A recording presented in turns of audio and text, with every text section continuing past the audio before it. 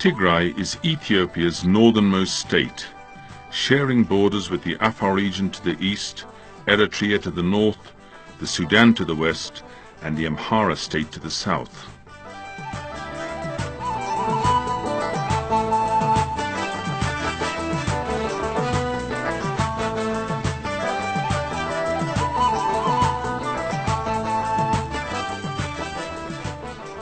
For many Ethiopians, the name Tigray evinces a dazzling history that goes as far back as the time of King Solomon and Queen Sheba. For others, it is a place of the devout and religious. Yet for many others, it evokes memories of the unmatched bravery and sacrifice paid to defend the country's freedom and independence. Truly, Tigray is the alpha and omega of Ethiopia's ancient and remarkable history, as evidenced today by its unique pre-Christian obelisks, countless stone inscriptions, dozens of rock-hewn churches, monasteries, underground palaces and imperial tombs. Tigray was once the country's architectural workshop. It has always been the purveyor of religious scholarship.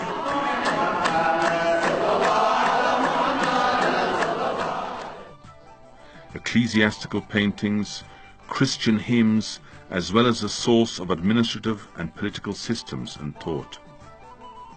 Indeed, Tigray's historical, religious and cultural wealth is as overwhelmingly rich as it is diverse.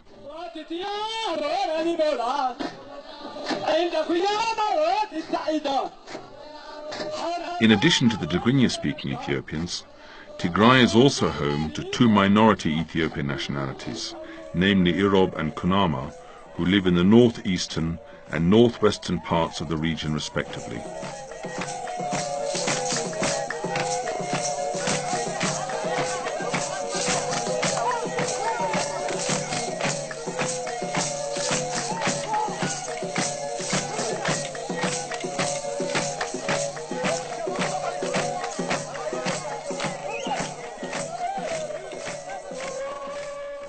It all began in Aksum. Some 3,000 years ago, Queen Sheba ruled the region from its capital, Aksum. This ruined palace, locally known as Dengur, was the very site of her imperial residence. I was very surprised to see the palace here and to hear about the history. I read something in Germany about the history. It's a great impression to see that the culture was very, very high in this area of Africa long years ago now, centuries ago. I was very surprised. One can also see the Queen's Bath, Mai Shum, at the northeastern tip of the city. Aksum is a city whose numerous mysteries remain largely undeciphered. One of its best-kept secrets is the presence of the lost original Ark of the Covenant of God, which is believed to contain the stone tablets on which God inscribed the Ten Commandments. The Ark was brought to Aksum from Jerusalem after the visit to the Holy City by Menelik I, the son of King Solomon and Queen Sheba. Ever since then, the holy object has been safely kept here. This makes Aksum one of the most sacred cities on earth. This was representation, Menelik I, son of Solomon and the son of Queen of Sheba. This was the son of priest Sadok, priest Azarias, who was carrying the original Ark of the Covenant. As the epicenter of the Aksumite civilization, Aksum was famous for its economic prosperity, architectural ingenuity and cultural vibrancy. Arguably, the obelisks at the ancient city of Aksum are the best-known legacies of this great civilization.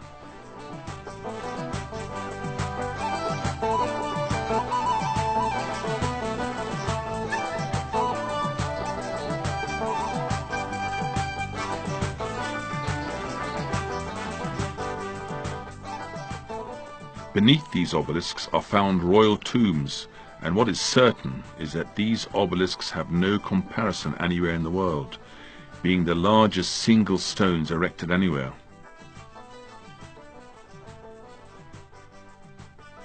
The largest and heaviest of all is the fallen obelisk, Decorated on all of its four sides, this 13-story obelisk is 33 meters high and 4 meters wide. Its estimated weight exceeds 500 tons. Aksum is the first kingdom of Ethiopia, first civilization.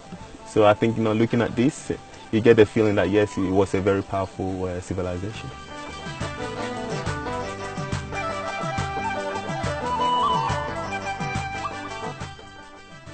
With 11 stories, the second largest obelisk is 26 meters high. It is decorated on four sides too. Looted by fascist Italy in 1937, it was taken to Rome in 3 pieces.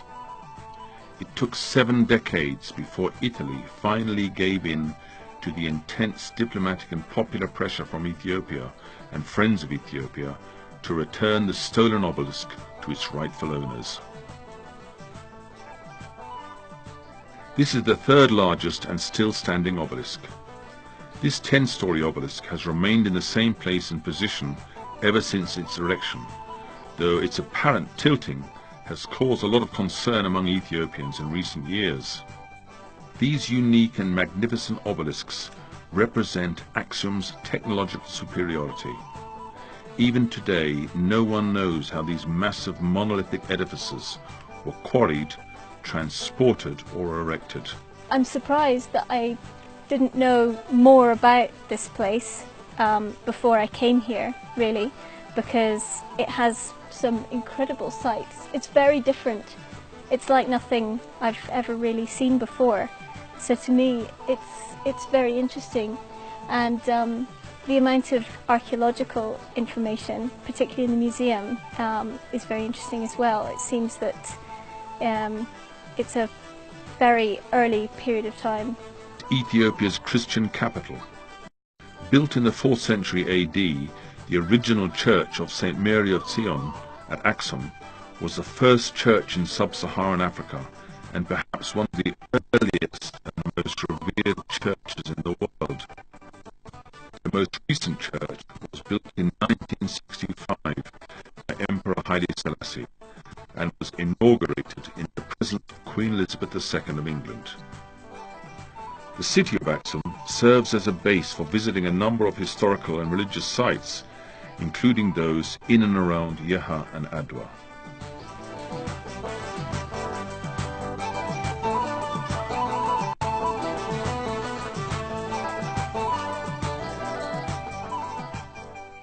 One of Tigray's unique edifices of great historical, archaeological and architectural significance is the temple at Yeha. About 60 kilometers east of Aksum, the temple at Yeha is thought to have been built in the 8th century before the birth of Christ. Standing for more than 2.5 millennia, it is the oldest building in sub-Saharan Africa. It is a magnificent structure, remarkable for, among other things, its structural strength, geometrical perfection and architectural beauty. Yeha was the center of the Da'amat kingdom that existed before Aksum. After the advent of Christianity, Abuna Atsi, one of the 9 saints who did much to spread Christianity in Ethiopia, built his monastery here next to the ancient temple. Over the centuries, Yeha has attracted several international travelers, including the Portuguese Francisco Alvarez, the Scottish James Bruce, and the British Henry Salt, who visited Yeha in the 16th, 18th and 19th centuries respectively. Just an amazing thing to see how old it is. The structure of the temple was just incredible, with all the beautiful huge stones and no cement. Come to Ethiopia because it's a beautiful country, and the ancient places are very well worth seeing, and the people are beautiful.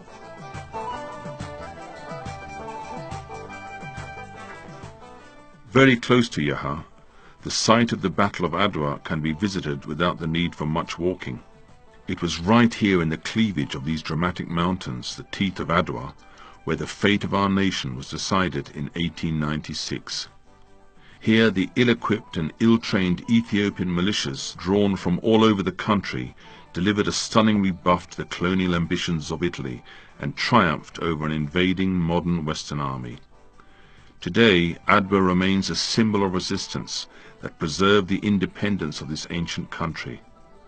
A milestone in African history, the glorious victory of Adwa also inspired the black people around the world to stand up and fight for their freedom.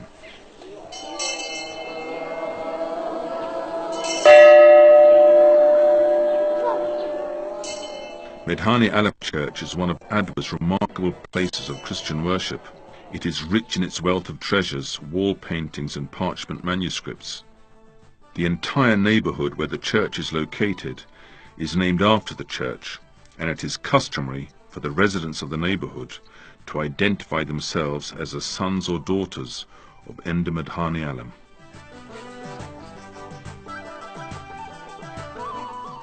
Dedicated to one of the 9 saints, the church of Abba Garima has both religious and historical significance.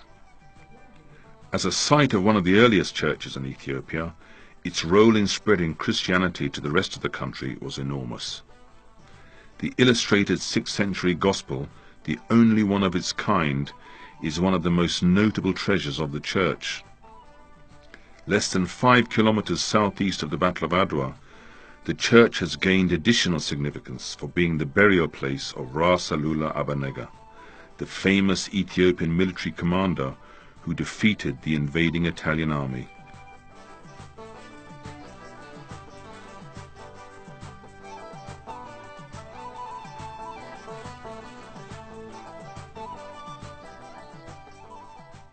Built in the 6th century by King Gebre Meskel, Debre Damo is the country's most famous monastery.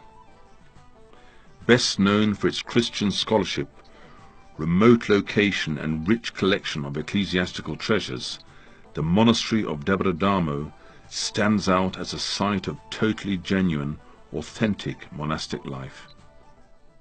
Young monks from all corners of the country flock to Debre Damo in pursuit of Christian learning. Even today, the monastery is viewed as the Harvard of Christian scholarship. Isolated from the world and surrounded by sheer cliffs, the monastery is situated on a very high plateau. The church can only be accessed by this 15-meter plaited rope, which is hanging down from the top of the cliff.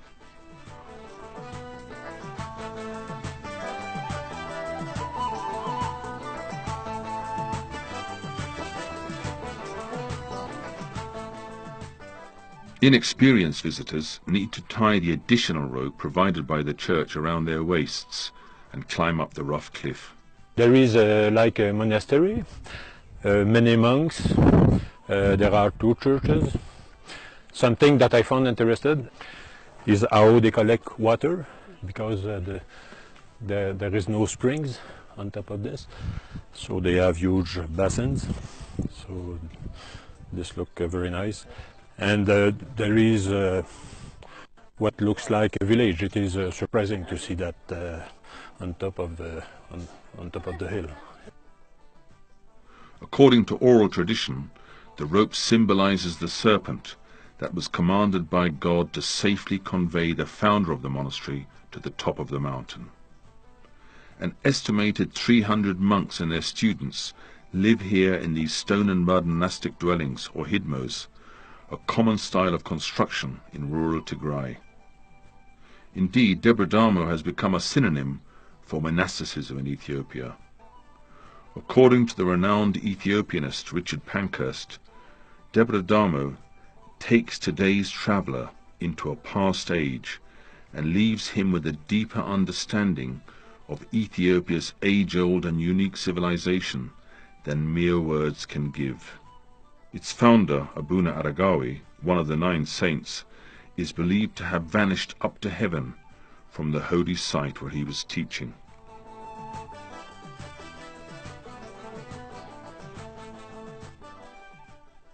One of the best-known rock-hewn churches in central Tigray is Mariam Ukro. Domes, double arches, an unsupported median pendant, large freestanding columns and their bracket capitals are among the most important features of this church. Unique in several aspects, Mariam Wukro is architecturally in a class of its own.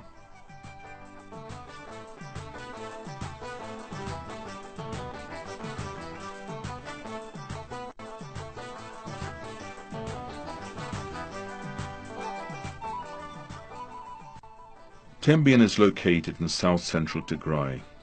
With its range of mountains, deep gorges and flowing rivers, Tembien provides many examples of the striking natural beauty for which Tigray is rightly proud. It also houses the region's only hydropower dam and the man-made lake upstream. The Mekele Ariadi Adwa is the traveller through a scenic terrain. One could take a short detour from the road to visit some of the rock-hewn churches in the area. Abu Yohani is perhaps the most famous rock-hewn church in Tembien. Carved out of a sharp rocky cliff, the church has several columns, domes and arches. It is believed to have been built in the 14th century.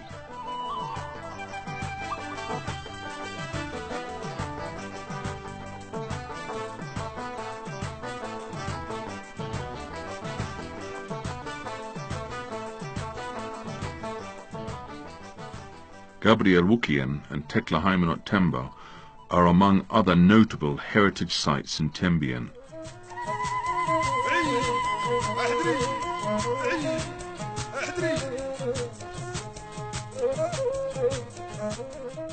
What is also special about Tembien is its unique dance known as Audis. Unlike the main Tigrinya dancing, which involves slow step-by-step rhythmic walking accompanied by shaking of the shoulders, Audis is a dance of couples for men and women and involves relatively fast jumping up and sideways movements.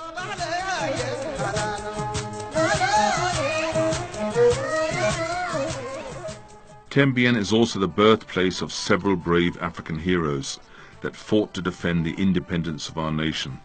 Emperor Johannes IV on various occasions repelled the aggression of, among others, the Egyptians and Turks. Ras Alula, perhaps the most famous African military commander of all time, was also born here. Visitors to Tembien can stay at the recently inaugurated Mailomin Lodge.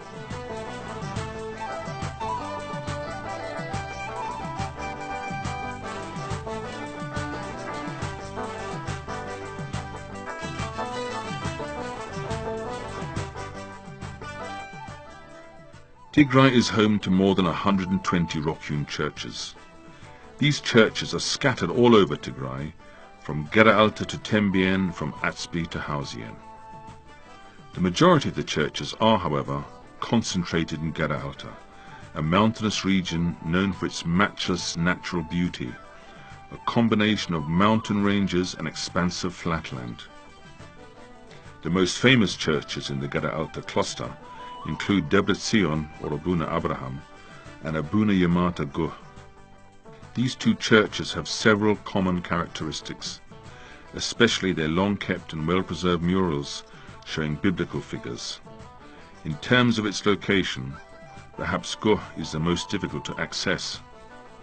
Carved out of a perpendicular cliff, the church can only be accessed by using the natural hand grips and footholds.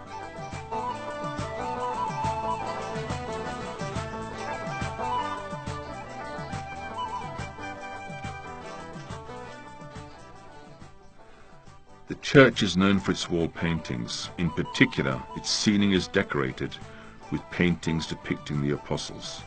Well, it's quite a steep climb to the church, but it's very beautiful. Like, the landscape is very beautiful, and the people that helped us were very kind. And like, there's a very steep climb up a flat wall, but like, the people helped us and they were very nice.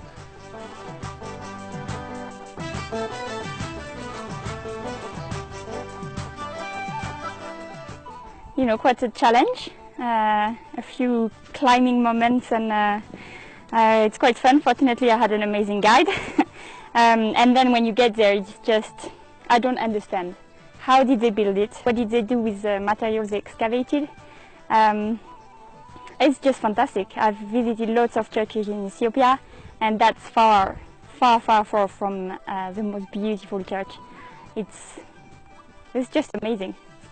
With a total area of more than 40 square meters, the Church of Debrecen is perhaps one of the largest rock churches in the Gara Alta cluster. But what fascinates most visitors are its wall paintings and its ceremonial fan, on which figures of saints are painted. Essentially a parchment painting, the circular wood-framed fan has nearly 36 panels, each showing different figures. I'm very impressed. I'm not used to see church carved directly into the rock, so it's very impressive. The paintings are very beautiful also, the color, everything is very nice to see. The Gara Alta Lodge in Hausien serves as a base to explore the churches. With all its amenities and comfort, it has become an essential factor in the packaging of Gara Alta as an exotic tourist destination.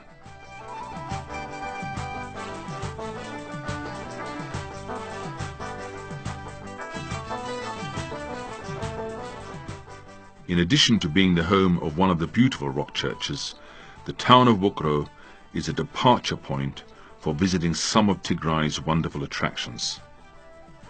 Only half an hour's drive from Wukro, Abraha Atzbaha is located in one of the most scenic sites of the region. Considered among the country's earliest churches, Abraha Atzbaha Church is known for its extraordinary interior decoration, as well as its magnificent murals. Its ceiling is decorated with sophisticated patterns, and its walls are dotted by carved crosses. More than a dozen enormous columns divide the interior of the church into several bays and aisles. Without doubt, Abraha Atzbaha, as a rock church, is an architectural masterpiece. Architecturally, it is said to be Tigray's finest. According to local tradition, the church was constructed in the 4th century, but some scholars estimate its date of construction to be the 10th century. What is certain is that it was built well before the famous rock churches at Lalibela, where the level of sophistication of rock architecture reached its peak. Located to the north of Wukro, Medhane Alam Adik Esho is one of the rock churches in Sada Amba. Like most rock churches of Tigray, its exterior lacks the decoration, style and finishing touches of its interior.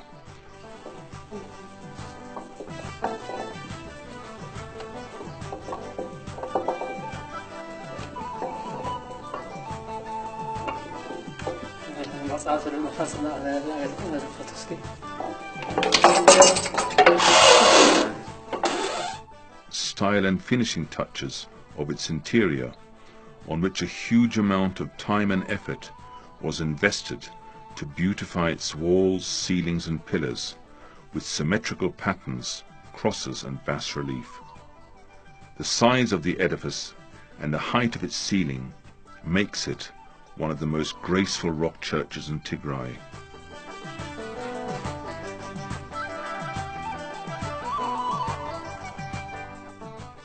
One of the least known histories in Ethiopia is the contribution Tigray made to the protection of Islam in the early stages of its development.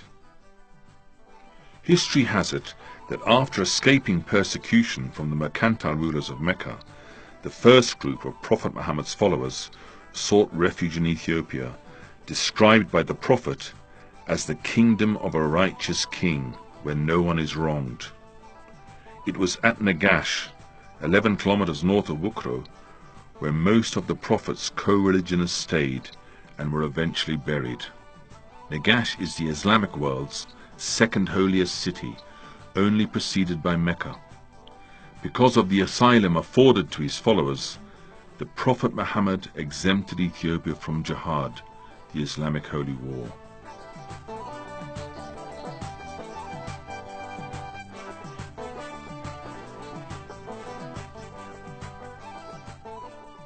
Mikhail Emba is one of the churches in the Aspi area.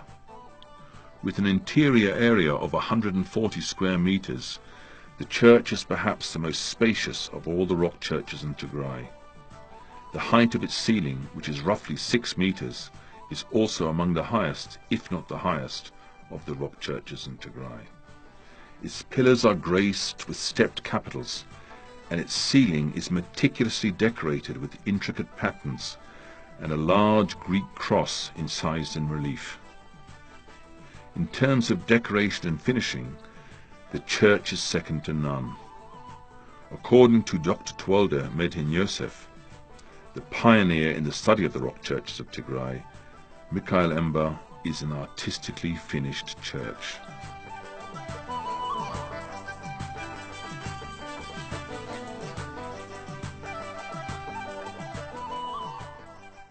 East of Wukro, Debre Slam Mikhail is another unique church in the Aspi area. A church within a church, Debre Slam Mikhail is one of the finest in terms of its architectural beauty. It is a half masonry and half rock-hewn church. While its sides and ceiling are carved out of the native rock, the facade is made of stone and wood. The wooden doors and windows display beautiful decorative designs, including a looped cross and a Greek cross in carving. Although they are located along the salt route to the Afar Depression, these churches remained undiscovered up until the mid-19th century. The salt miners had been oblivious of the existence of these churches. Incidentally, Atspi is the highest point from where the downhill descent to the Afar Depression begins.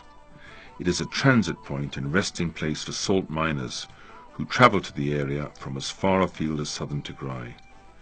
Traditionally referred to as Arho, the salt quarry is a source of income for many farmers.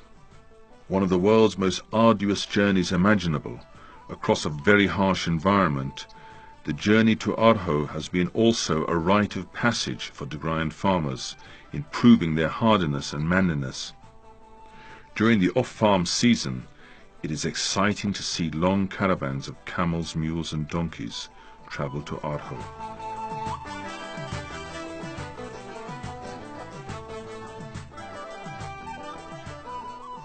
Located in the southwestern outskirts of the town of Wukro, Adi Akawa is a recently discovered archaeological site.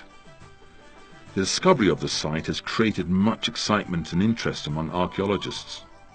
German and Ethiopian archaeologists have discovered a number of objects, including a statue of a seated woman, an altar with a Sabaean inscription on it, and a partially inscribed podium. A translation of the inscription has already been made by Professor Norbert Nebis of Vienna University, Germany. To the surprise of the archaeologists, the inscription mentions the pre-Aksumite Da'amat kingdom and the temple of Yeha. From the evidence assembled, the site is tentatively dated back to the 7th or 6th century before the birth of Christ.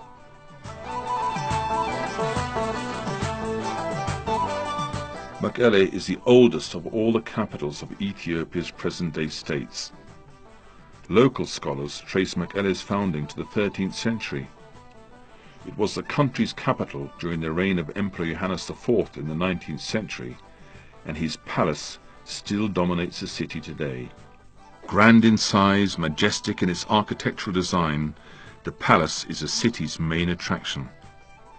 It also serves as the city's ethnographic museum, where one can see, among other things, the emperor's throne, royal beds, items of clothing and rifles. The museum is very nice. You can see a lot of things here, not also things which were connected to Johannes IV, but also different things which are important for Ethiopia, like many crosses or religion things.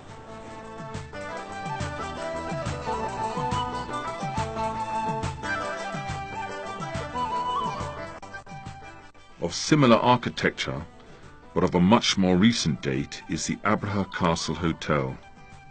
Medieval in style, it is built on what is believed to be an artificial hill.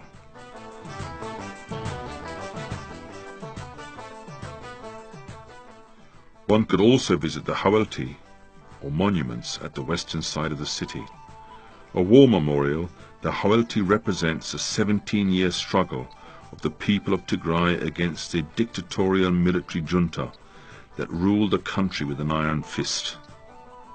various types of armaments used during the early stages of the war, photographs and historical documents are on display in the museum beneath the monument.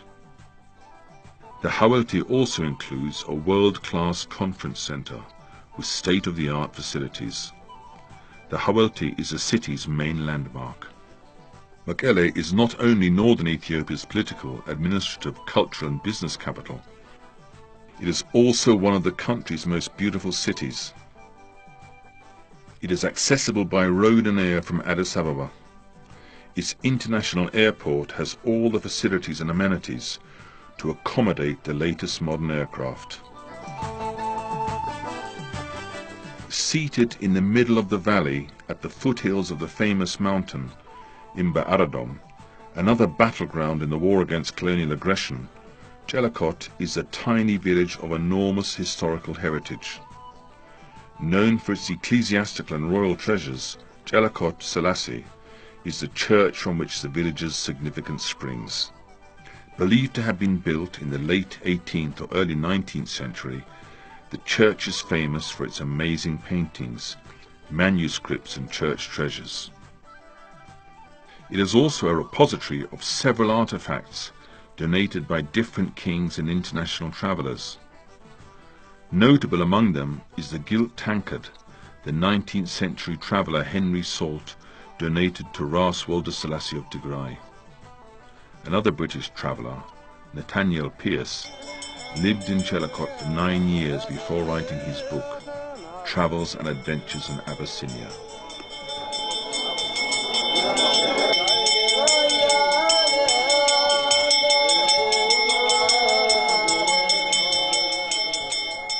Jelekot Selassie is also the site where the wife of famous king, Emperor Tedros, was buried.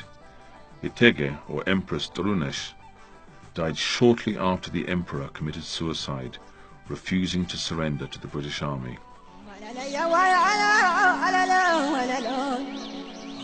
Raya and Azabo provides Tigray what Bakersfield offers California.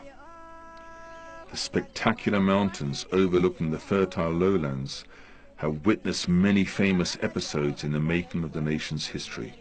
During their brief occupation from 1936 to 41, the Italian fascists committed untold atrocities against innocent Ethiopians, and Maicho, the main town in the area, was one of the centers of resistance. As has always been the case, many Ethiopians paid the ultimate price to preserve the independence of this ancient nation. At every twist and turn on these roads lie the bones of Ethiopia's freedom fighters, who died to keep the torch of freedom burning. With an elevation of more than 10,000 feet, or 4,000 meters above sea level, this is Tigray's highest point, Tibet. Ideal for gliding, trekking, bird watching and sightseeing, the Raya Azabo is a beautiful place of unparalleled landscapes.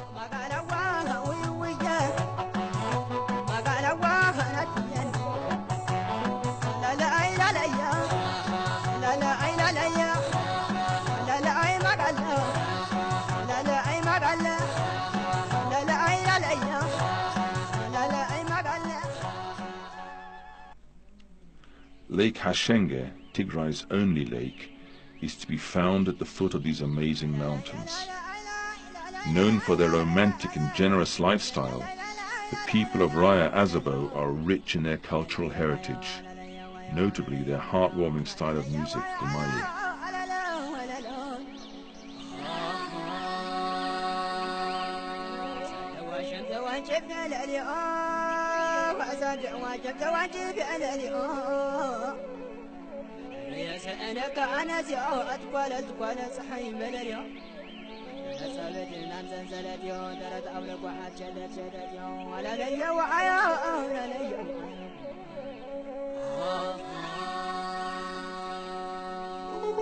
Oh